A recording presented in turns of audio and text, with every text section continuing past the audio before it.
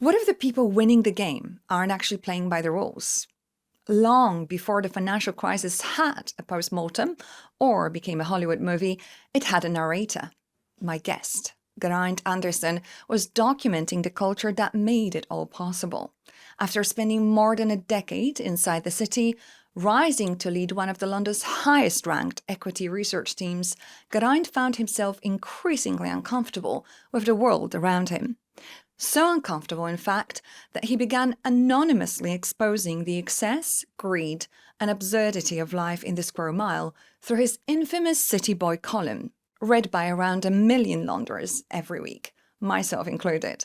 What followed was Cityboy, the best-selling memoir that sold more than 400,000 copies, became required reading for a generation of finance professionals, and cemented Geraint's reputation as one of the sharpest observers of the modern corporate culture.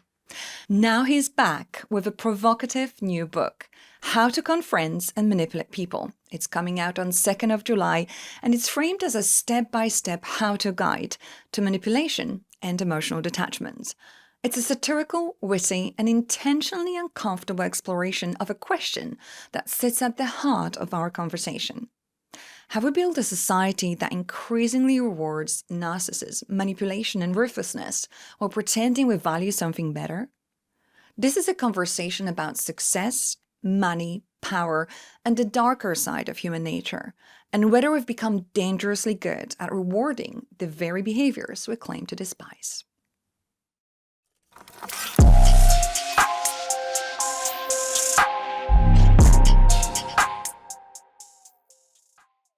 Geraint, good morning. It's a great pleasure having you on the Escalation podcast. Thank you so much for accepting the invite. It's a bit of a pinch me moment. I am a huge fan, so just putting it out there so it's not awkward. Okay.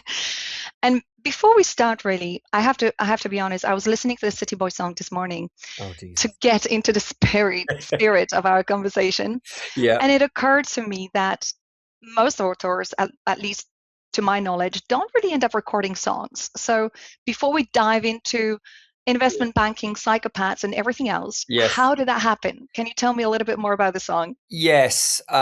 When City Boy came out, it got to, if I remember, number 2 in the Sunday Times bestseller list.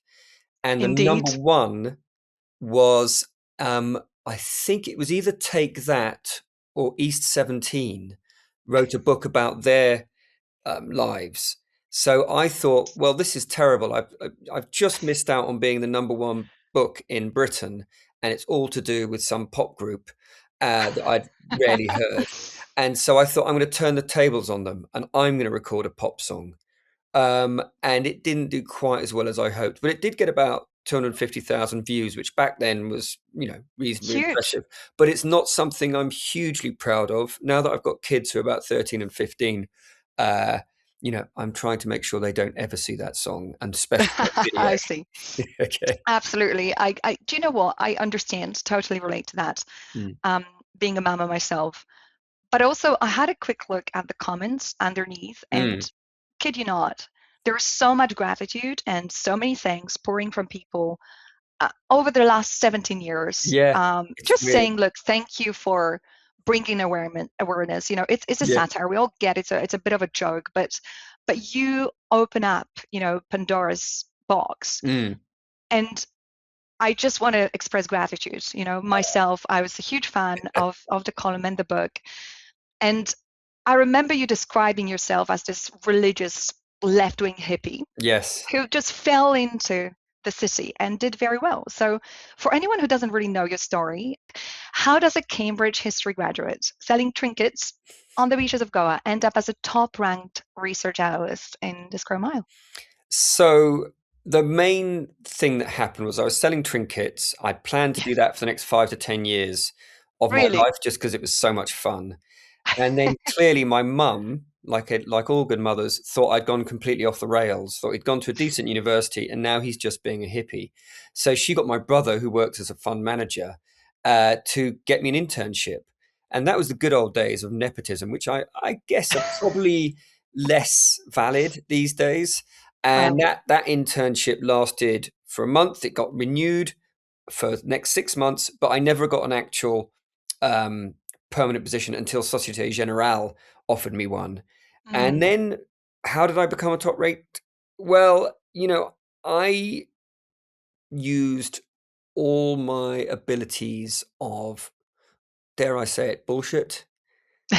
blag, and quite Machiavellian techniques. I didn't go for commission, which is theoretically the main Mm. determinant of what your pay would be. I went for rankings. So I took all my Right. clients out in the weeks up to the vote, and I did everything I could to entertain them, to Yeah. become their best friends, because you're going to give your vote to a friend rather Yeah. than a client, sorry, a broker. And essentially, my whole aim was to become the highest ranked analyst in the whole of the city, and I never did it. I did lead the team that came to to be the second highest ranked team in the whole of the city, Mm. and it was a combination of those things. And it was, if they ever asked me, should we give you commission or should we give you a vote? I always said, please give me the vote. I don't care about the commission, because when Right. headhunters came looking, they Mm. would always look at the rankings. So I just gamed the system. Yeah. Wow. And I know I read that you did say that you had some concerns, misgivings, you call them, about the industry Yes. from pretty much what, day one, week Yeah. one, Yeah. from the outset. What kept you in for 12 years? So I when I started, I decided I was going to do it for 2 years. I said, and my Okay. brother had informed me that after 2 years, I'd probably have enough money to live in Goa for 20 years. So I was like, that's great. But after two That's great. years, Yeah. I was earning more cash than my father, who'd been a member of Wow. parliament for 25 years. Wow. So I was thinking, just a minute, I'll just do one more year. And I kept Mm. saying that to myself for a decade. So to put it bluntly, the reason why I stayed for 12 years was quite Mm. simply the money. I The didn't money. have qualifications to do anything else. Mm. And I defy anyone who's sort of in their early to mid 20s to choose any other option at that point. But as you said, I did have misgivings, because I thought Mm.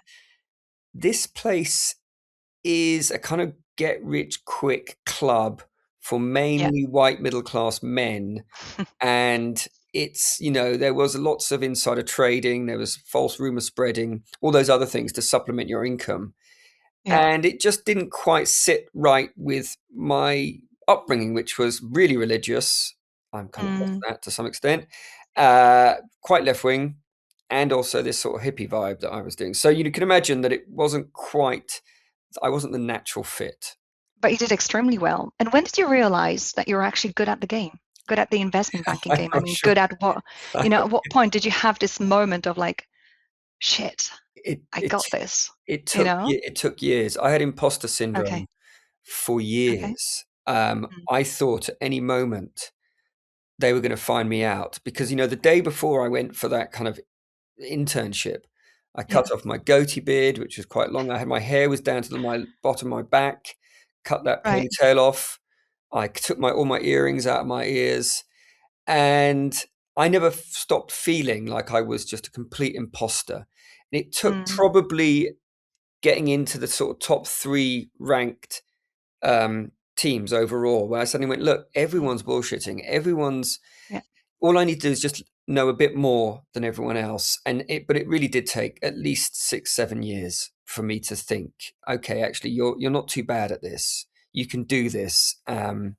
Imposter syndrome is a real bitch, and I had it for more than half my career.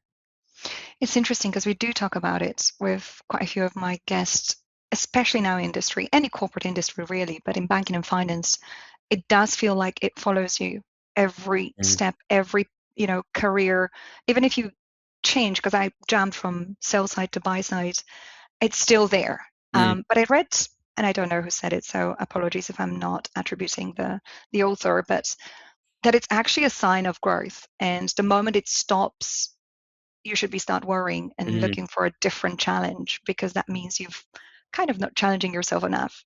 Would you agree with that? I do. I think it's a bit like, going to do some public speaking. If you're too Mm. complacent, too relaxed, that might actually come over. You need a little bit of adrenaline. You know, there was a rumor that Goldman Sachs, it's in my book, Mm. actually used to look when they were choosing to recruit people, they would look for people who probably were bullied at school. And Well, this, I'm not sure if this is apocryphal or not, but the mm, concept is that only if you have that insecurity that gives you that incredible drive to work all hours God sends, and also mm, facilitates being stupidly competitive, yeah, because you have to be to try and beat, the guy at Morgan Stanley and the guy at Citibank. yeah, And I think there's some element of truth to the imposter syndrome. If you mm, are overconfident, you're probably going to make mistakes. If you're constantly checking yourself and constantly making sure that you're the best you possibly can be, then you're probably going to excel. So, in other mm, words, insecurity, imposter syndrome, they might not be evil. They might be something that gives you that kick up the arse to really outperform the others. absolutely. A good underdog story. I love that. Let's talk about money for a minute, because I do remember reading that your salary went from around 24K. And I remember I started on a similar salary um, as a lawyer, maybe a bit higher, Mm. and then just six figures in what, 5 years? I'd say, sorry, faster than that. I'd say about 4 years, 3 or 4 years. Yeah. Wow.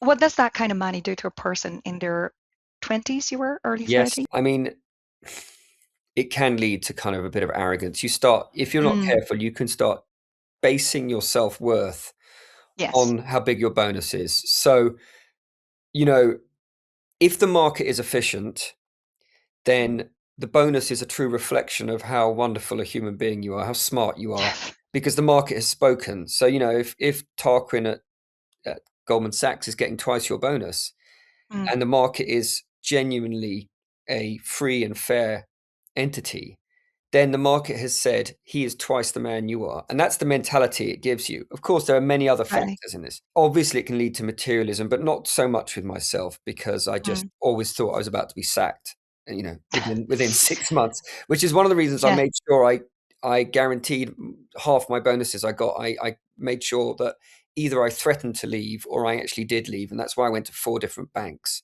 in right. 12 years. In fact, the first four I did in about 5 years. Yeah, Mm, 96 to 2001, I went to mm, 4 different banks, and every time I'd got a 1 or 2 year guaranteed bonus, because I didn't like the vagaries of the market to dictate these yeah. things. And then I pretended I was going to go to Morgan Stanley about halfway through my final bank, and that got me another 2 guaranteed bonuses. I Mm, don't think you can play that game like that now. But yeah, mm, it's some people like my family and some decent, good friends of mine. They did say I changed a bit, and they said that I had become a bit more arrogant, a bit more cocky, sort of mm, overly, sort of maybe, dare I say it, narcissistic and egotistical. Those kind of things can happen, mm, mm. and you need to Absolutely. be wary of those. Was there a single moment when you thought, that's it, I'm out? And then Well, yes, I rinse mean, and repeat? okay. So obviously, like a sort of bank robber in a kind of film noir, I kept on saying, "I'll just Yeah, do one more job, one more job, one more. one more bonus, one more bank job," and then yeah, the big moment, which I've discussed before, but it is genuinely true, is that I had been playing football. I had a pint and a half of Stella Artois. I got on my scooter to meet this new, new girlfriend, and then I Mm. woke up in an ambulance with some coppers putting a breathalyzer in my mouth. Oh God. And Mm, obviously, I by all accounts, I had slid off my motorbike on a manhole cover. My head had ended up about a foot away from a car that had screeched to a halt. This has all been told to me by witnesses. And thankfully that I was not on over the limit, but I was orange. So I was like, oh my mm. God, that could have been really serious. I could have killed myself or someone else. So that made me just go, okay, life is short. You literally Yeah, could get run over by a bus tomorrow, you yeah, know, yeah. and you can't keep doing this job and throwing away the best hours, years of your Mm, life, because it was stressful. And, when I started writing the Cityboy column, yeah, that was all about getting out all these conflicted feelings. And, yeah, basically those 500,000 Londoners who read it every Friday, that column, yeah. they were my therapist. They were, it was like a confessional. I was just saying, look, I can't, I can make square this circle by claiming to myself that I'm actually exposing all the short-term reckless gambling and bad behavior that I was witnessing. And I'd like to think the 2008 financial crisis kind of showed that I may have had a point, because the book was finished Yeah. in 2007, late Yeah. 2007, and it stated that I felt that there was a crisis or some major financial issue coming, because it was just going crazy town. Absolutely. I remember that reading also. I was one of those millions of Londoners every Friday picking up the column, very young, starting in the city. But tell me about that double hatting period, because that must have been probably stressful is an understatement. So I just want to know what's been going on in your head, being the city's loudest Mm. critic, if that's the correct word, Yes. really, but also the willing player. Yeah. So at the same time, that is difficult, mentally, physically. Have you spilled the beans to anyone? I remember reading somewhere that a few friends knew, but Yeah. how was that for you keeping it? And you kept that anonymous for what, 2 years? 2 years, yeah. I started in September 2006, and I left banking in January 2008. It Mm, was stressful, mm. but I think there was a part of me that wanted to get caught. I once wrote the article at the bank I was working in, and then left it on the photocopy, and the secretary found it. And so she had to be taken into the inner circle of trust. I sort of started telling some of my major clients who I was real party buddies with towards Yeah. the end. And I was thinking, but it was stupid, because if I had Mm, been kicked out, they could have easily done me for gross negligence. I think, no, yeah, yeah. gross misconduct, sorry. Conduct. Yeah. And if I, that was going against all the rules, what I was doing, which was writing Mm, a newspaper column exposing banking, and they would have said exposing my bank I was working at. I was lucky, really lucky.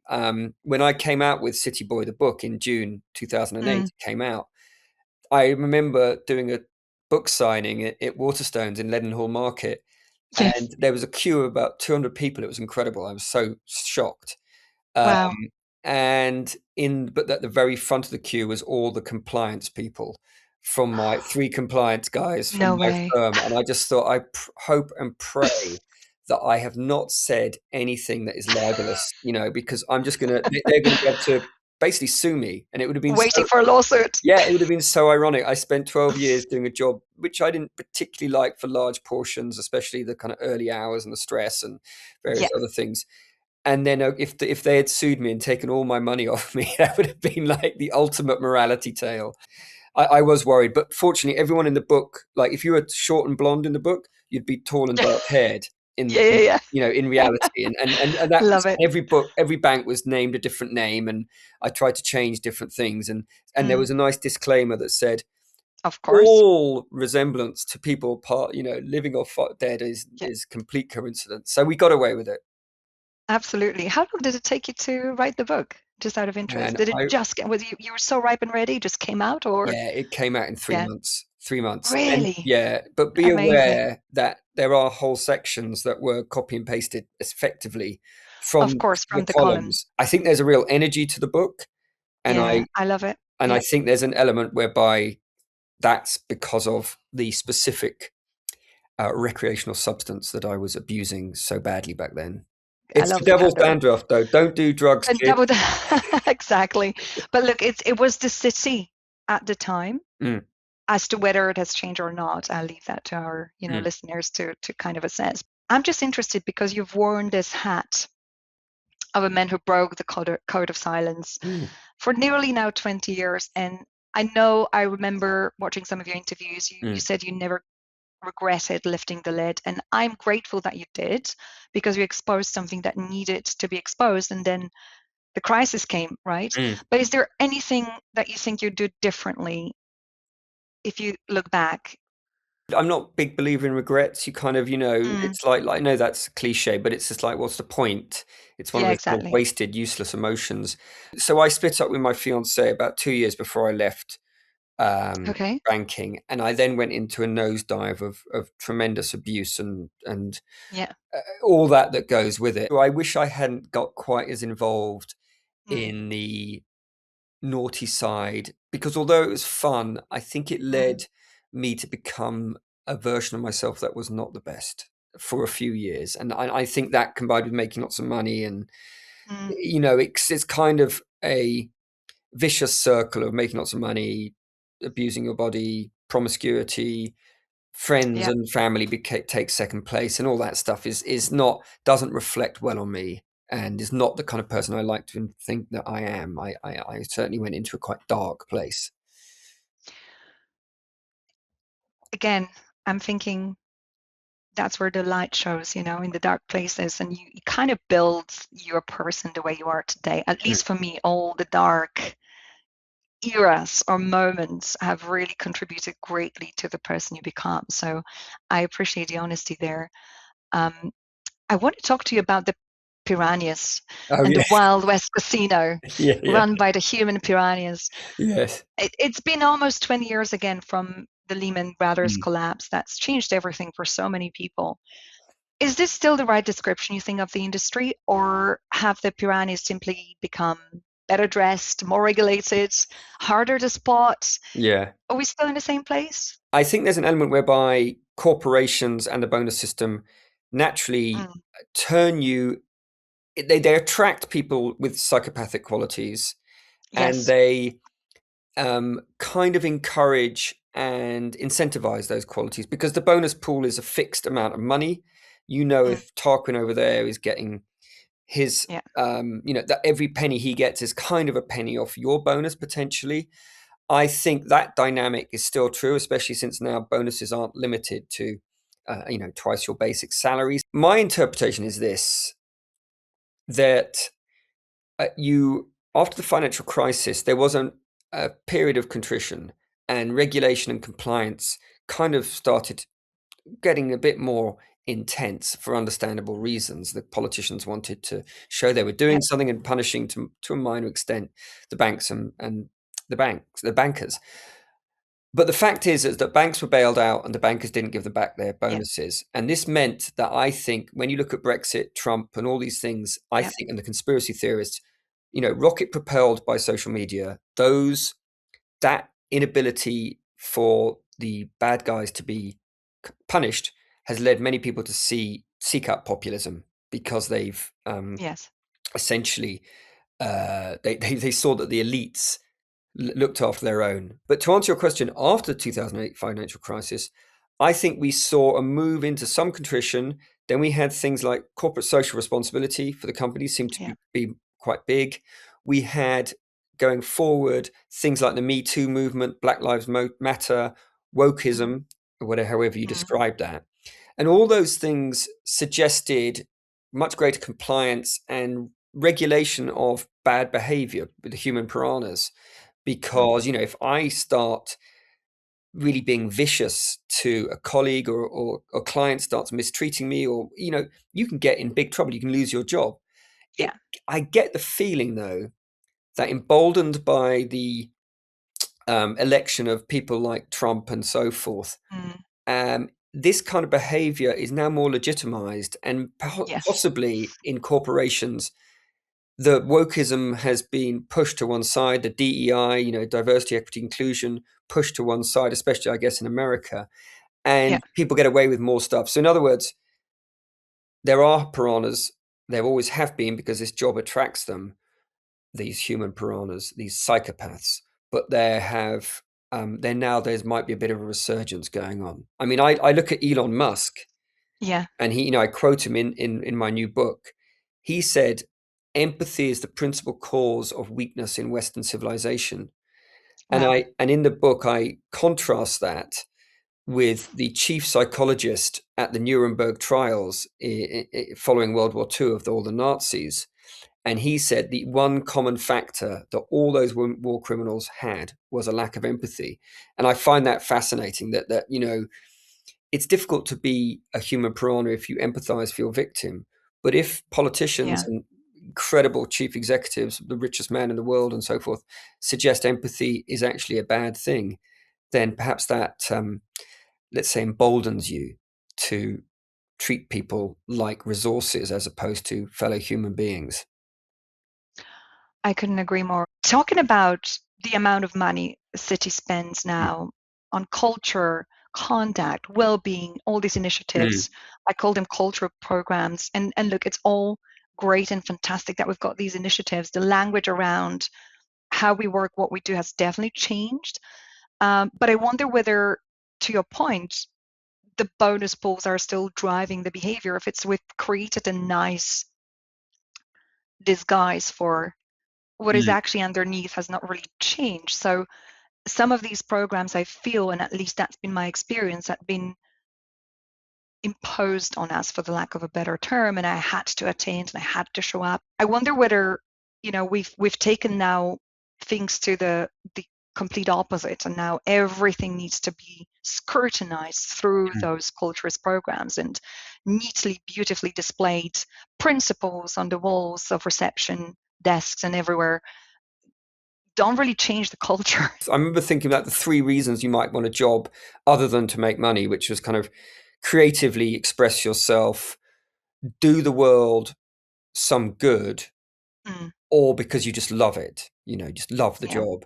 And for me, the city would never provided any of those 3 things. Quite the opposite in many ways. We were kind of cutting edge of yeah, capitalism, and it wasn't really easy to justify it on a kind of doing the world some good basis. Pushing around bits of paper and making a commission on the basis of that. But I think that you go into the city basically to get rich quick as a rule, and that attracts mm, a certain type of person. It used to be yeah, generally men. It was also a bit of a closed club, so it would be, young men, generally white, often public school. I know that's changing and has changed quite a lot mm, now, the women and ethnic minorities and so forth. And I think that, you know, the incentivization system of the bonus pool will make you act like a psychopath. And I think the yeah, worrying thing is in the book I've just come out with mm, is that it's a parody of a corporate self-help book, in yes, that you are that the reader is being encouraged ultimately to become chief executive through ruthless manipulation, no empathy, yeah, no conscience. But at the end, to prove it's a parody, the advice is to actually kill your chief executive, because you don't want to, if you're going to go for a king, you better finish the job, or he'll come back after you. And exactly. and I suppose what's worrying about it is that when I looked at the advice in it, it could be disturbingly effective, and it was based on some of the things I've seen. I mean, the obvious Mm, unpleasant behaviors that the bonus system and banking, etc., or any major corporation encourages, is things like brown nosing your boss in as subtle a yeah, way as possible. It is mm, stealing thunder from your colleagues in a yeah, in a clever way that you can't be found out. It is maybe spreading false rumors about your yeah. rivals for damning with faint praise. Things like, oh, it's great news that John is kind of getting over his drinking problem, or I love the fact that Brian asks a lot of questions, and that's really good, because that's how you learn. There are tricks people do. I was subject to them Oh myself, God, yeah, yeah. and what I'm essentially trying to say is that it's disturbingly effective, the advice I give in the book, because I saw it with my own eyes, and all I've done is Mm. exaggerate it for comic effect. So is there a flaw in the system, or is the system working exactly as designed? If the ruthless people Mm. are the ones who are promoted the fastest and get to the top, is there no space for decency It, I, in the I city? think decency. It doesn't have much space for decency. The banking world is at the very cutting edge of capitalism. We Yeah, reward those companies with a higher share price that are run well and so forth. We punish those that are run poorly, and eventually the yeah, ones that run well will take over the ones that are run poorly. There's no real incentive for decent behavior. And mm, actually, because it attracts greedy, clever people, banking, they will find ways to fill up their own wallets with yes, scant regard for the impact it might have on society. So, for example, the 2008 financial crisis, collateralized debt obligations. mm, My knowledge of those suggests that the only way that those financial products wouldn't explode at a later date, thus actually creating a global crisis, was if interest rates stayed pretty low forever, mm, or at least 30 years, let's say, and property prices kept on going up. And now any economist will tell you that's unlikely to happen. So you can't help but feel, even if it was a bubble, that CDOs were created by people who probably understood that they would explode at a later date, but didn't yeah, care, because they would mm, have pocketed loads of bonuses. And of course, the bonus system has a complete asymmetrical risk because, well, back then it did anyway, because you make massive short-term gambles and they come good and you earn a huge bonus. And but it can't, back then it couldn't really be clawed back. So if Yeah. those profits prove to be later illusory, it doesn't matter. The money's in my bank. You can't do anything about it. So the incentive Exactly. was short-term reckless gambling. And that's like, to me, that was the inherent flaw because it led to the financial crisis. It will lead to boom and bust ad infinitum. Mm. I keep thinking, sorry, in the back of my head, what you said about being ruthless and dishonest. And just thinking about your new book, the heart of it is the question as to whether we've turned some of our worst traits into advantages, Yes. career advantages. Not necessarily, I'm not quite sure actually if you can split that personality. So maybe we can start there. Were you a different person at work at the bank, and then the mask would come off when you got home, or did the two actually blended into one and you became a city boy? I think you're right. I think you trying to ride two horses at once, Yeah. that can lead to sort of a schizophrenic breakdown if you're not careful. So Yeah. if you're at work I was used to be at work from between about 6:45 and let's say 6, generally Monday to Friday. That's the majority of your waking hours. And if you're having to be super aggressive, ruthless, manipulative, if you're playing games in order to make sure you get that bonus, and so forth, it can seep into your real life. And I have no doubt. I remember friends and family saying, "Look, you're turning into a bit of an asshole. Can can we have the old Geraint back, please?" And that happened after about 6 or so years, Right. and I think it was, not helped by my recreational habits, which, if there's one drug that turns anyone into a psychopath, it's cocaine, because your Absolutely. arrogance becomes hyperinflated. You're talking about yourself continually. You're thinking purely about what is good for you in a selfish way. You're not thinking about your empathy is impacted. Your conscience is impacted. All the things that define a psychopath, lack of empathy, lack of conscience, ruthlessness, manipulation, even the glib charm stuff, grandiosity, all those things that I talk about in the book, they are definitely encouraged and incentivized both by banking, but even worse by cocaine. So when you've got a banker on cocaine, you've really met potentially the absolute worst human being in the Psychopath. world. So I know you joke that it was, when people used to ask you how you rose so fast to fame in the city, that it was by thinking like a psychopath. And I just wonder how much of that initially was like a conscious strategy when you figured out, look, I got to learn how to play this game, and how much was adapting to the environment. And I feel sometimes with my colleagues back in the day, they felt pushed into it. There was no other option. Like either you go this way or there is no other way. And that means you cannot sustain the pressure. So, here's the door. Yeah. Did you feel like you were pushed, or was it a more conscious, strategic play on your No, part?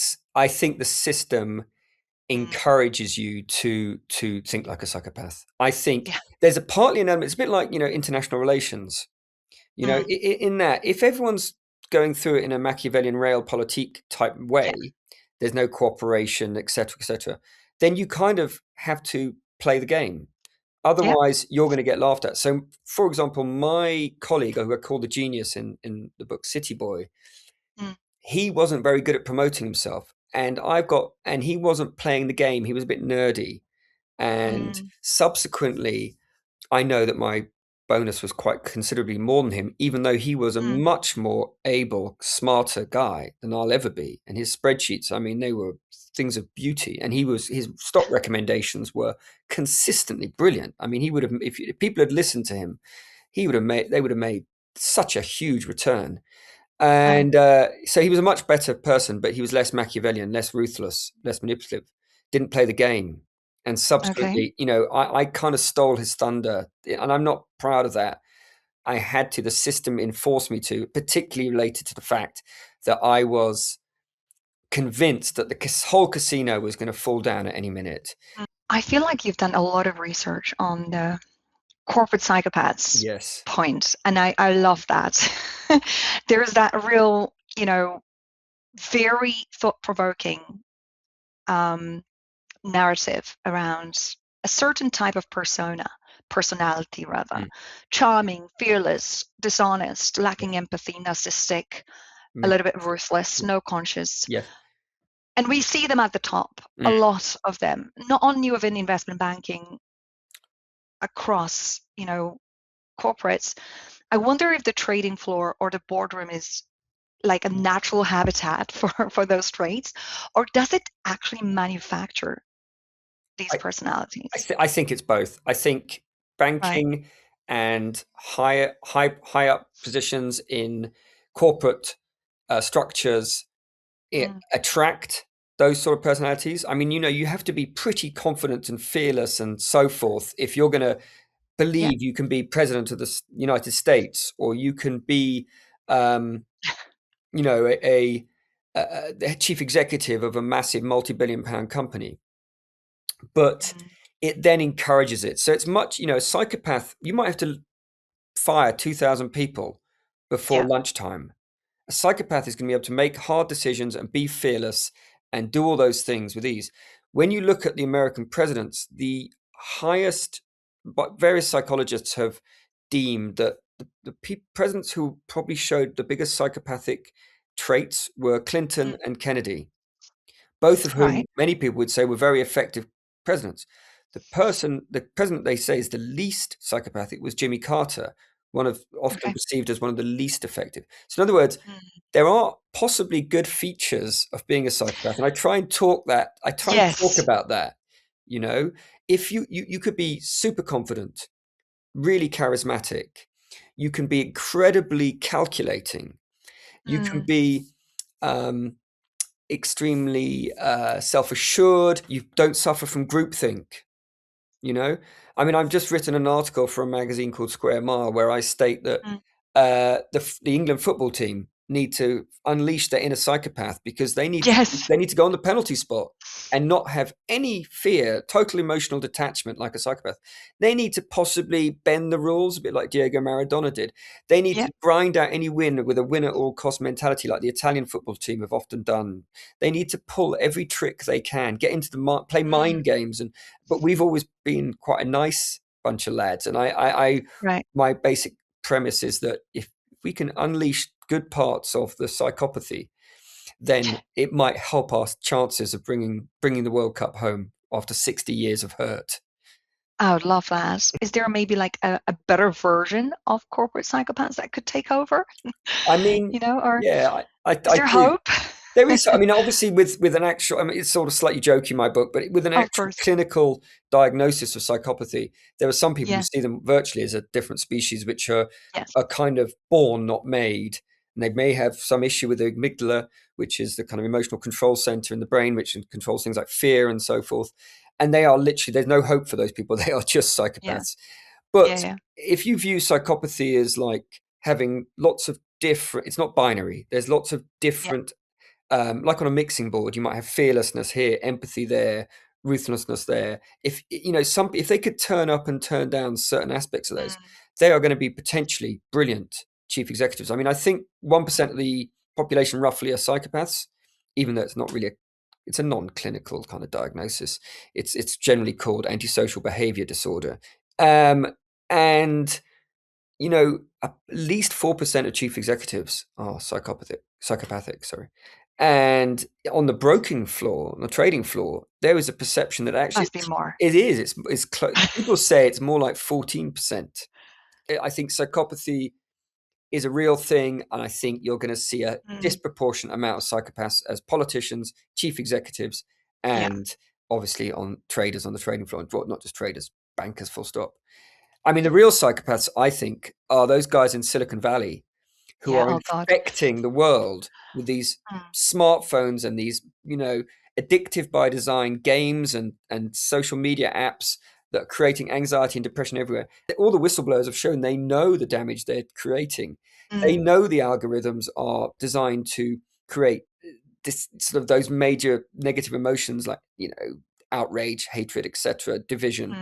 And yet they've gone and infected the world. And it's not just the UK, it's not just a Western world, even where we go in Mexico. So I think that is truly psychopathic behavior. For a young person walking on their trading floor today, or big corporates, landing that dream job, what part of themselves do you think they should protect before the place starts changing them, like we discussed? So I think they need to not just look at the kind of cliched broking behavior and say, okay, my job is to just self-aggrandize and play every trick I can. They need to protect their kinder, nicer, more sympathetic and empathetic elements to themselves, because although by becoming a human piranha stroke psychopath, you might succeed. As we say, the game's not worth the candle. It's like, what are you losing? Unless you can really cleverly somehow become schizophrenic, a bit like those sportsmen who you see them playing someone and they're playing this rival and they're absolutely being competitive, doing gamesmanship, every trick in the book, nasty, unpleasant, shouting, and then they finish and you find out that these two guys are best friends. And they say, well, we that's not me. That's my persona I adopt in order to win Wimbledon. To try and not lose the better angels of your personality is I think, vital. Otherwise, you won't be able to sleep at night. And I think actually that, because you're playing two different roles. And I think that's the other interesting thing about psychopaths. No matter how badly they behave, they always sleep at night because they don't worry. They don't suffer from anxiety. They don't think about the consequences of their actions. If you have a conscience of any kind or any kind of empathy, you're going to struggle to play that game and stay sane. What about someone who knows it's time to go? Like, I am desperate to leave, but they feel stuck. The money is just too good to walk away from.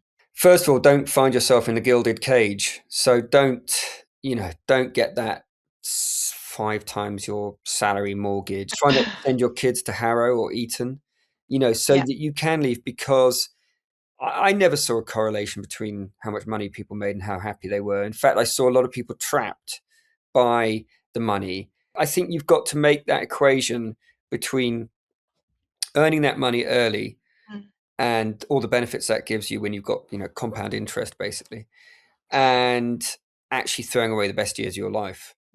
Let's be honest, it's those, when you're young and fit and strong and still attractive.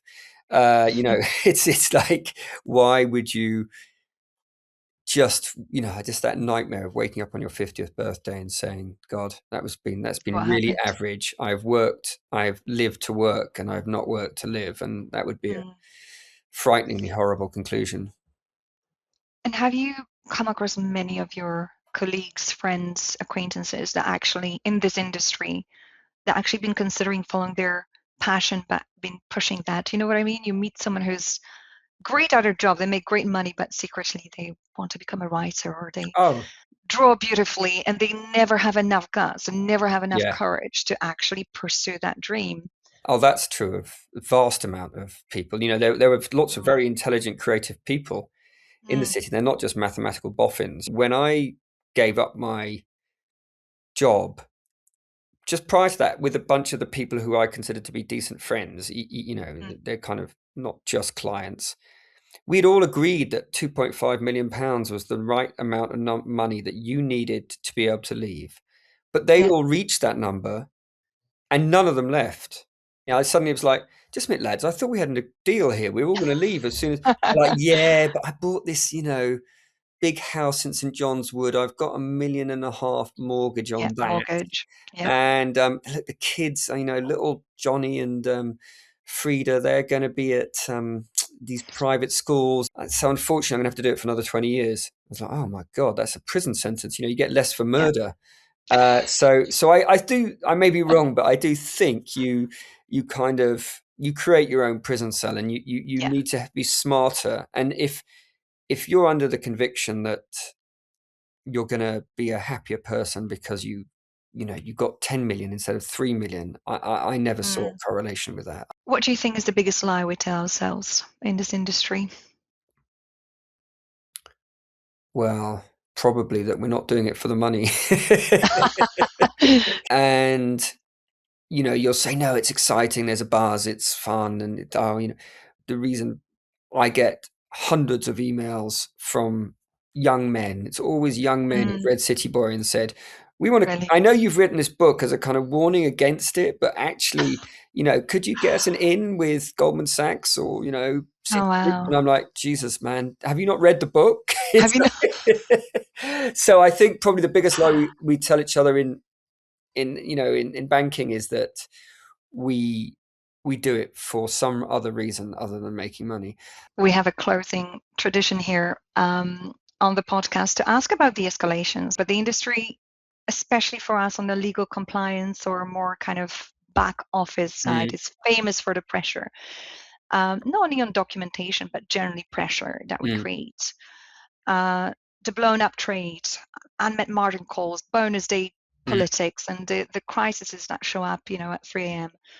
What is the biggest escalation you ever dealt with personally, if you would like to share, and how did you navigate these moments in your career? God, I mean, it was just really daft. I made a marginally inappropriate comment, as you can imagine. There was a broken door in the office. It was about that wide. My colleague was rather well endowed in the upstairs. And all I said was, you're going to struggle. I just slipped through it. And I said, I think you're going to struggle to get through there.